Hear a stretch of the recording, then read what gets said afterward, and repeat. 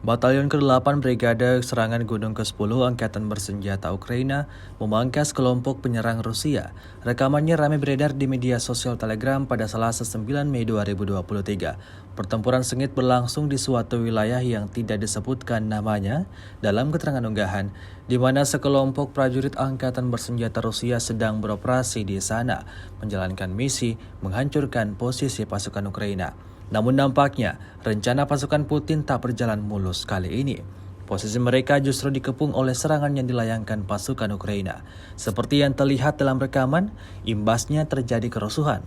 Sejumlah tentara Rusia tampak kalang kabut mencari tempat pelindungan, berusaha kabur dari serangan maut pasukan Ukraina. Ukraina mengklaim setengah dari prajurit kelompok Rusia tewas di tempat.